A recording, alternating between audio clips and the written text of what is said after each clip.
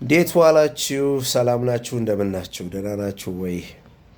እንዴት ናችሁ? እንግዲህ እሁድ እንዴት ነበር? ጥሩ ነው ወይ? በመሀል ጠፍቼ ነበር፣ ያው ስለበዛብኝ ነው። ዛሬ ተመልሻለሁ። ዛሬ የምናየው 28ኛውን የሊደርሺፕ ስታይል ነው። የማንነት የመሪነት ዘይቤ ወይ ደግሞ አይደንቲቲ ሊደርሺፕ ስታይል የምንለው ነው። እንግዲህ ይህንን ዲፋይን ስናደርገው ይሄ በመሪና በቡድን መካከል ባለው የጋራ ስነ ልቦናዊ ትስስር ላይ የሚያተኩር የአመራር አካሄድ ነው ወይ የአመራር ዘይቤ ነው። መሪው ከላይ ሆኖ ትዕዛዝ ከመስጠት ይልቅ ከኛ አንዱ በመሆን የቡድኑን የጋራ ማንነት የሚወክልበት አይነት ሊደርሺፕ ስታይል ነው። ምሰሶዎች አሉት፣ አራት የሆነ ምሰሶዎች አሉት።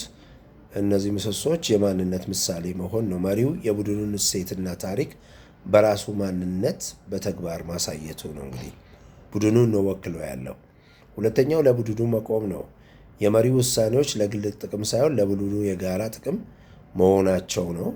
ሶስተኛ የጋራ ማንነትን መቅረጽ ነው። እኛ ማንን የሚለውን ትርጉም በመፍጠር ሰዎችን በአንድ ዓላማ ማሰባሰብ ነው። አራተኛው ማንነትን ወደ ተግባር መቀየር ነው። የቡድኖቹ እሴቶች በዕለት ተዕለት ስራና በስርዓቶች ውስጥ ማሳየት ነው።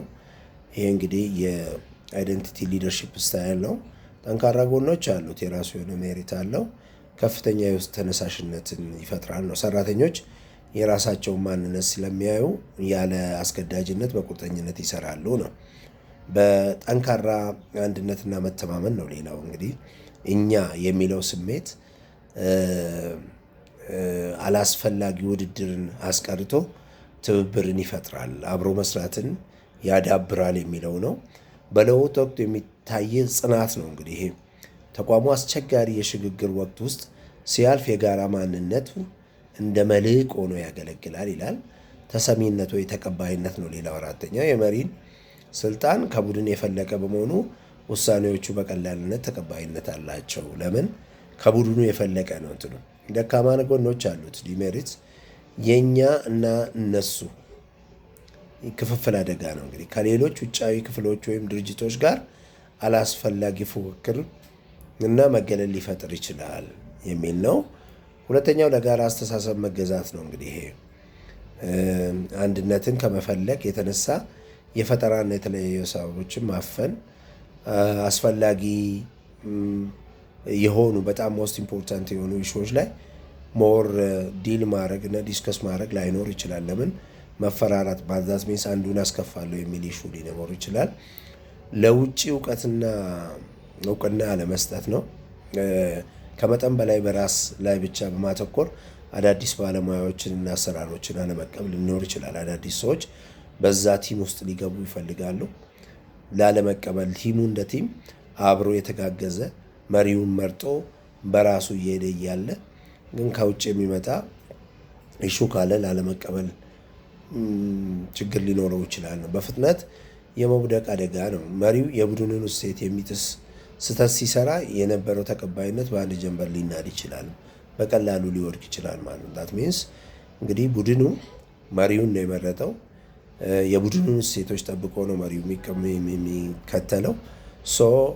ያንን እሴቶችን የሚጥስ ከሆነ ግን ቶታሊ መሪው ተቀባይነት ላያገኝ ይችላል ማለት ነው።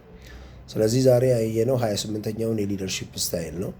ይሄም አይደንቲቲ ሊደርሺፕ ስታይል ነው።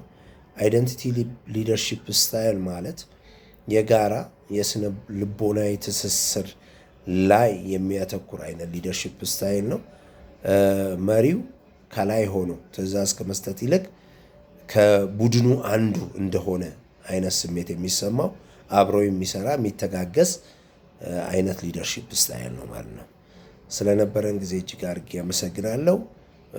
እስካሁን 28 አይተናል። በቀጣዮቹ ምናልባት 1-2 የሚቀሩ ካሉ እነሱን ተጨማሪ 1-2-3 የሚቀሩ ካሉ እናያለን። ስለነበረን ጊዜ እጅግ አድርጌ አመሰግናለሁ። መልካም ምሽት ይሁንላችሁ። ታንክ ዩ ሶ ማች